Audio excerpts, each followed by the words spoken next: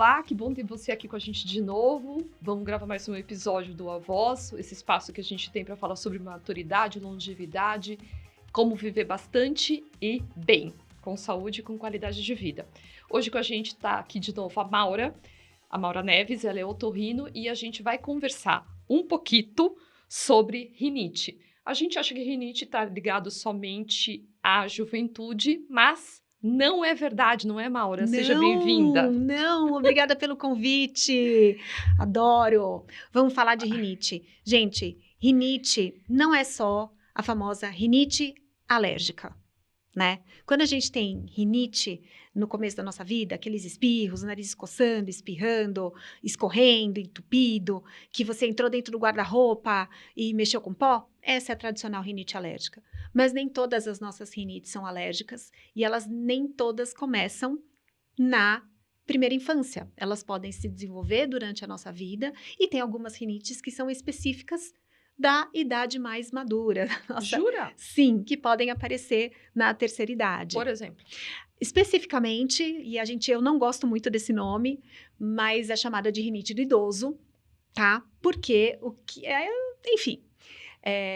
Mas porque vamos trabalhar para modificar. Vamos ter que mudar esse nome, eu também não gosto desse nome, e nem, né, enfim, são tarjas que a gente recebe, mas elas são para determinar que a gente tem algumas mudanças no nosso revestimento do lado de dentro do nariz.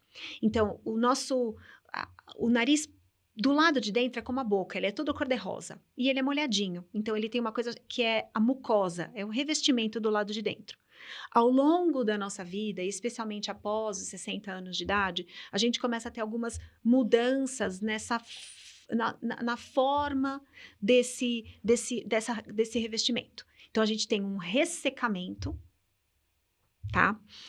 Uma redução da quantidade de muco e uma mudança da cobertura. Então, só isso já pode dar uma percepção de nariz mais seco, às vezes de nariz um pouco mais entupido, só por conta dessa mudança do envelhecimento mesmo da parte de dentro do nariz.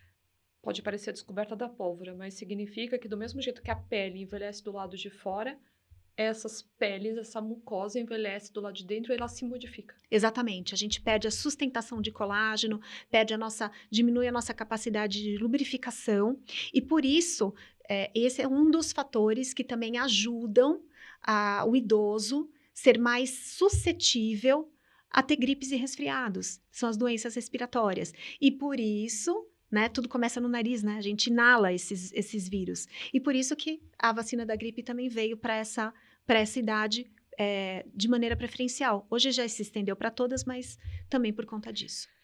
É verdade que eu posso ter rinite hereditária? Sim, a rinite alérgica, ela é hereditária, ela é geneticamente mediada. Então, quem tem pai e mãe alérgico tem uma chance maior de ter alergia ao longo da vida. Então, a gente, ao longo da nossa vida, fica com essa determinação alérgica, tá? Então, é o nosso sistema imunológico que encontra um pozinho e fala, pozinho, eu vou ter uma reação muito grande a você. Ou, pó, eu vou ter só uma reação a você e dou 3 espirros e passou. Então, quem determina isso são os nossos genes. E a gente herda os nossos genes dos nossos familiares. Então, sim, ela é hereditária. Eu posso desenvolvê-la ao longo da vida. Então, pode ser que eu tenha um gene para alergia a girassol e eu só vou desenvolver isso, por exemplo, com contato com 70 girassol. anos. Se você tiver contato com girassol. Ou Exatamente. E eu posso ter contato a vida inteira e nunca ter esse sintoma. Pode. As alergias todas são dessa maneira, elas são tempo e dose dependente, né? Então... Fala de novo? Tempo e dose dependente. Então, o que é isso? É quanto tempo você fica exposto e qual é a dose que você toma, né? Então, por exemplo... Pode ser que o contato com o girassol não me faça nada. Pode ser. Pode ser que já acabe com... né? A mesma coisa com os alimentos de alergia alimentar, né? Então, às vezes, comi um camarão, já tive um problema. Puxa, sempre comi camarão e agora deu? Agora deu, tá? Mas a alergia respiratória, muitas vezes, ela já se manifesta na primeira infância, tá? Então, a gente começa lá na infância já sabendo que vai ter essa alergia respiratória. Tá? Aí a gente está falando de doenças respiratórias que não é a primeira causa de problemas na terceira idade, mas elas ocupam muito espaço, por exemplo, nos prontos-socorros. A gente está falando de rinite, a gente está falando de gripe, a gente está falando de resfriado. Como isso é junto e misturado e como lidar com isso na terceira idade? Como prever que pode ser uma coisa muito pontual, né? Um resfriado, que é uma gripe, que é uma rinite. Como lidar com... Tá, eu gosto bastante de deixar isso bem claro, porque a gente acabou de sair de uma pandemia de Covid e que trouxe muita luz, jogou a nossa atenção para cima das doenças respiratórias e fez a gente lembrar que doença respiratória é potencialmente letal. Os nossos idosos, a gente, a partir dos 60 anos, tem a vacina da gripe de maneira obrigatória, porque a gente tem uma chance maior de desenvolver uma pneumonia em cima desses quadros respiratórios. Então, as doenças respiratórias, pneumonia, é uma das causas, sim, que está relacionada à piora da qualidade de vida e óbitos, morte em idosos. Então, não é algo que passa despercebido. Então, eu como médica, quando eu tenho uma pessoa que está acima de 60 anos, que está 3, 4 dias com quadro gripal, a nossa tendência é olhar com um olho maior, é ficar mais preocupado, é muitas vezes não esperar para usar um antibiótico, é fazer uma radiografia, o que num jovem a gente não faria. Então, não menosprezar o potencial de uma gripe, de um resfriado, porque eles têm uma chance maior de complicação na idade da nossa maturidade, tá? O nosso sistema imunológico, a nossa defesa, costuma dar umas bobeadas nessa idade, tá? Então, para ajudar, vacina, boa alimentação e manter uma boa respiração dentro da medida do possível. O que é manter uma boa respiração? É nariz desentupido, com sintomas de rinite, fazer o tratamento. Então, tá com coceira, espirro, fica tampado, fica seco, tenta tratar esse nariz de alguma maneira. A dica inicial, que aí qualquer pessoa pode fazer em casa e que eu sempre sugiro fazer, é jogar soro no nariz, tá? Joga soro, isso não vai causar nenhum comprometimento para a sua saúde e vai umidificar o nariz. E vai ajudar ainda a tirar o que a gente inala de irritante respiratório da cidade que a gente vive. Então, a gente já vive num ambiente que é pior para a respiração do que os nossos pais viveram. Tem muito mais carro, tem muito mais ar-condicionado, tem muito mais ônibus, então tem muito mais indústria. Tem muito mais vírus circulando de verdade. E a gente está bem mais aglomerado. Então, a nossa carga de bombardeio do nosso nariz ao longo do dia é muito grande. Então, dá uma forcinha, ajuda, né? Então, de cara... Lavar o nariz com soro, só. A gente está falando de um pouco de tratamento, mas eu queria voltar um pouquinho para descobrir quando isso pode... Como eu posso descobrir de que não é só uma coisa temporária ou não é uma coisa perigosa? O corpo dá que sinais para você procurar, de fato, ajuda especializada e para você se preocupar de verdade, por exemplo, com a rinite? A rinite, os sintomas são esses sintomas básicos que eu falei para você, né? São esses 4 sintomas, então, nariz entupido, escorrendo, coçando e espirrando, né? O tempo todo. Eles podem vir juntos ou separados, juntos ou misturados, de intensidades diferentes. No idoso, a gente pode ter a rinite alérgica também, tá? Mas existe uma outra rinite, que é a rinite do idoso que eu falei, com ressecamento. Existem outras rinites também. Uma que é muito frequente é uma quando come e o nariz escorre. Quando eu como o calor, um alimento mais picante, meu nariz escorre nas refeições. Então, também isso tem tratamento. Então, qualquer sintoma nasal que esteja desconfortável, procure um médico. Quando a gente tem uma tendência de ter mais idade, a gente tem mais doenças. Então, pode usar diurético, pode usar remédio para pressão, pode usar um antidepressivo porque está estressado, enfim. Essa é uma pergunta que chegou pra gente, ou seja, os efeitos adversos de outros medicamentos ou de outros tratamentos também podem causar algum tipo de rinite. Eles causam um ressecamento do nariz, porque ele resseca o corpo todo, né? Então, ele resseca o nariz por tabela. Então, o que a pessoa vai sentir? Um nariz mais ardendo, presença mais de crosta. Às vezes, quando respira, sente o ar seco lá no fundo do nariz. Às vezes, a gente nem se apercebe disso, né? Então, não é nada extremamente grave?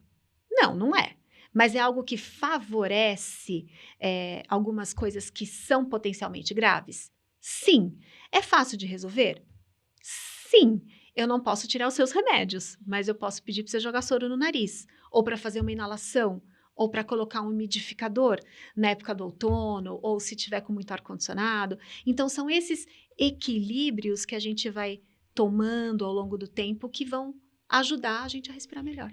Existe meio que um senso comum também, a gente ouve muito isso, dizendo, por exemplo, o ovo, leite causa rinite, causa alergia.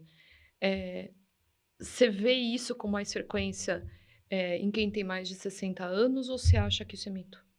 Não, eu acho que a gente não consegue chegar lá tanto tempo, mas eu tenho tido pacientes por volta dos 40, 45, que pelo conhecimento que a gente tem atual da presença das alergias, sempre tiveram sintomas e que agora, com a exposição prolongada, começaram, 40 anos de exposição, começaram a ter outros sintomas que a gente falou, olha, peraí, tá estranho.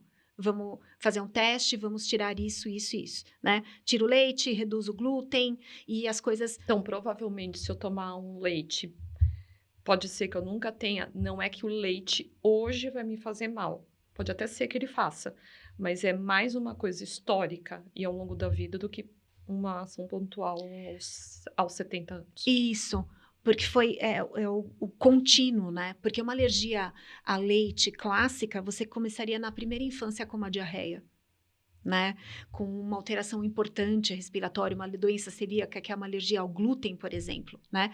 Então, você teria esses sintomas neste momento, tá? Não, dificilmente chegaria aos 70 anos sem ter feito o diagnóstico. Pode acontecer? Tudo pode acontecer, tá? Mas é mais improvável. Para a gente terminar, a gente está falando de qualidade de vida. E como você explicou aqui pra gente, muito bem, obrigada de verdade por todos os esclarecimentos, a gente está falando de uma doença que não mata, mas que pode comprometer o seu dia a dia. Quais são as regras de ouro para você ter uma boa qualidade de vida? E quando a gente está falando de todo o aparelho, né? Nariz, boca, garganta, ouvido, o que a gente está falando pro nosso ouvinte, para quem está acompanhando a gente? Gente, que eu tô tentando falar para vocês, assim, nosso corpo vai mudar ao longo da nossa vida. E a gente tem que tentar acompanhar ele o máximo que a gente puder. A gente tem tido, como médicos, nós temos entendido melhor como nós envelhecemos. E agora, com a Silvia aqui, a gente está tentando entender melhor como manter esse corpo bem com a longevidade. Observe-se, acima de tudo.